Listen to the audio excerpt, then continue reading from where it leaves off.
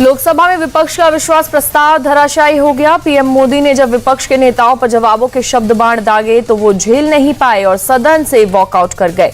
PM ने कहा, अविश्वास प्रस्ताव का ये मैच विपक्ष ने तय किया। विपक्ष ने फील्डिंग सजाई, लेकिन वो नो बॉल पर नो बॉल फेंकते रहे, जबकि इधर से छक्के चौके की बरसात होती रही। देश की जनता ने जिस काम के लिए उनको यहां भेजा है, उस जनता का भी विश्वासघात किया गया है।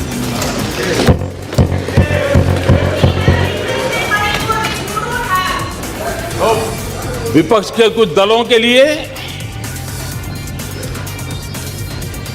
उनके आचरण से, उनके व्यवहार से उन्होंने सिद्ध कर दिया है कि देश से ज्यादा उनके लिए दल है, देश से बड़ा दल है, देश से पहले प्राथमिकता दल है। मैं समझता हूं आपको गरीब की भूख की चिंता नहीं है, सत्ता की भूख, यही आपके दिमाग में सवार है। और इस अविश्वास प्रस्ताव पर भी आपने कैसी चर्चा की? और तो मैं तो देख रहा हूं सोशल मीडिया में आपके दरबारी भी बहुत दुखी है। ये हाल है आपका। और अध्यक्ष जी देखिए, मजा इस डिबेट का कि फील्डिंग विपक्ष ने ऑर्गेनाइज की, लेकिन चौके छक्के यहीं से लगे।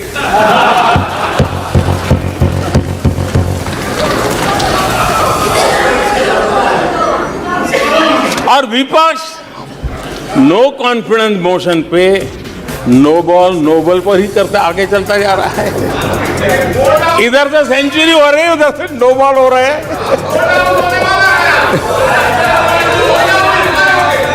अध्यक्ष जी, मैं हमारे विपक्ष के साथियों से यही कहूंगा कि आप तैयारी करके क्यों नहीं आते जी?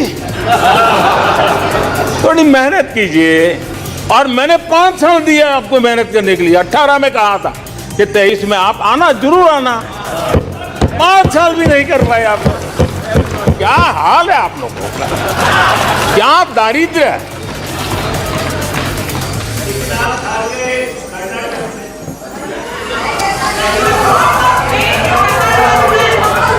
आदरणीय अध्यक्ष जी,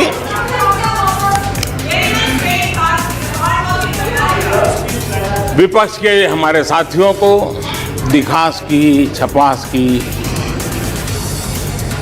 बहुत इच्छा रहती है, पर स्वाभाविक है। लेकिन आप ये मत भूलिए कि देश भी आपको देख रहा है। आपके एक एक शब्द को देश गौर से सुन रहा है। लेकिन हर बार देश को आपने निराशा के सिवाय कुछ नहीं दिया है। और विपक्ष के रवैये पर भी मैं कहूंगा, जिनके खुद के वही खाते बिगड़े हुए हैं, जिनके वही खाते खुद के बिगड़े हुए हैं, वो भी हमसे हमारा हिसाब लिए फिरते हैं।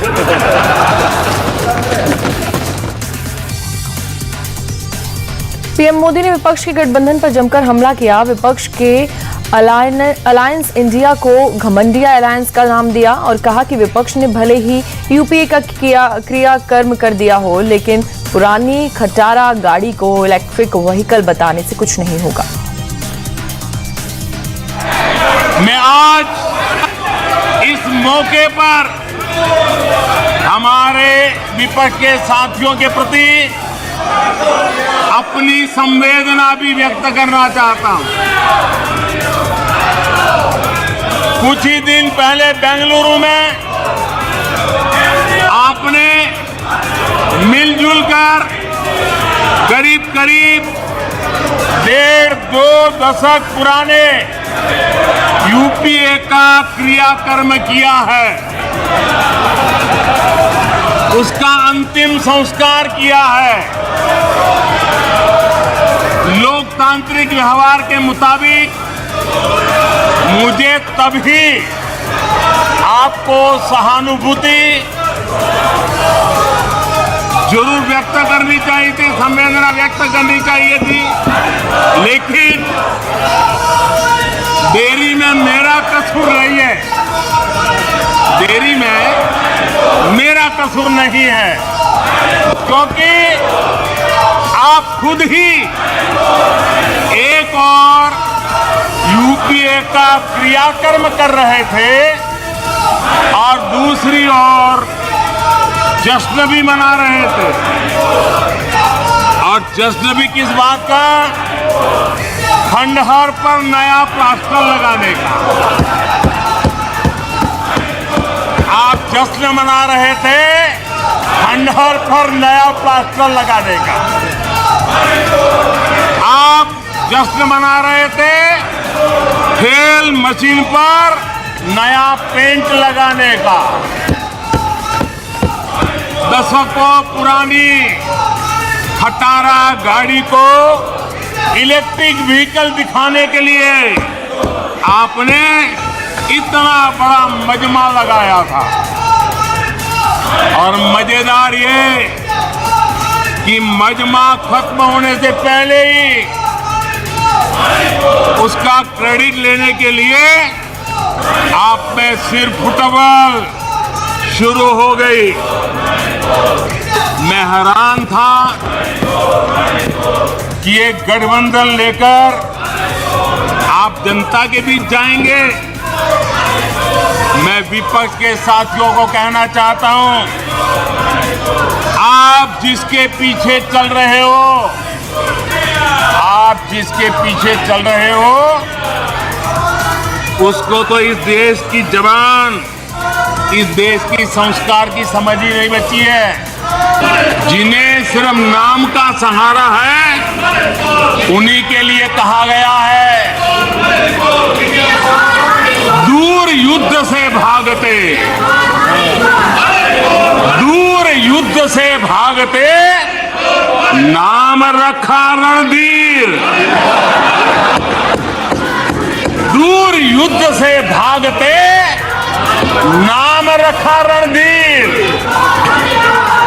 भाग्य चंद की आज तक, भाग्य चंद की आज तक सोई है तकदीर। भाग्य चंद की आज तक सोई है तकदीर। पीएम मोदी ने राहुल गांधी पर भी हमला किया। उन्होंने राहुल गांधी के लंका को हनुमान ने नहीं रावण के अहंकार ने जलाया वाले बयान का जिक्र किया और कहा कि जब दिल में खोट हो तो कभी कभी सच जुबान पर ही आ जाता है। आदरणीय अध्यक्ष जी, बहुत बार कुछ बुरा बोलने के इरादे से भी जब कोशिश होती है तो कुछ न कुछ सच भी निकल जाता है। और सच में ऐसे अनुभव हम सबको है, कभी कभी सच निकल जाता है। लंका हनुमान ने नहीं जलाई, लंका हनुमान ने नहीं जलाई, उनके घमंड ने जलाई। और ये बिल्कुल सच है। आप देखिए, जनता जनार्दन भी भगवान राम के रूप की है, जनता जनार्दन भी भगवान राम के रूप की है। और इसलिए 400 से 40 हो गए। हनुमान ने लंका नहीं जलाई, घमंड ने जलाई, और इसलिए 440 हो गए, 400 से 40 हो गए। आदरणीय अध्यक्ष जी,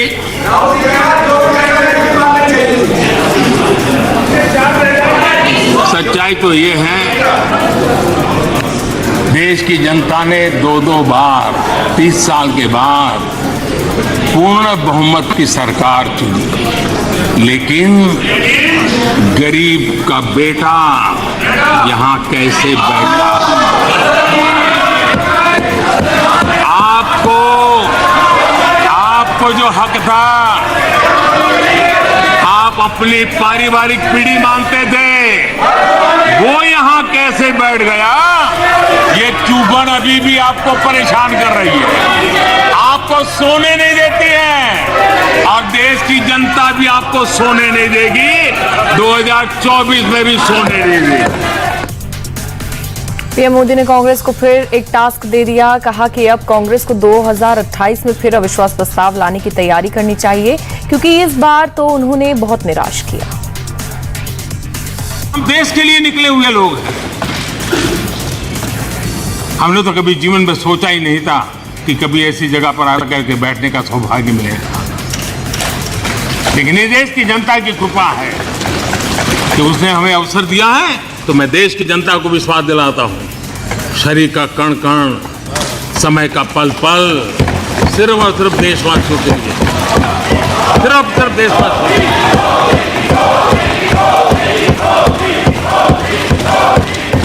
आदरणीय अध्यक्ष जी, मैं अपने विपक्ष के साथियों की एक बात के लिए आज तारीफ करना चाहता हूं, क्योंकि वैसे तो वो सदन के नेता को नेता मानने को तैयार नहीं है, मेरे किसी भाषण को उन्होंने होने नहीं दिया, लेकिन मुझ में धैर्य भी है, सहन शक्ति भी है और जेल भी लेता हूं और वो थक भी जाते हैं।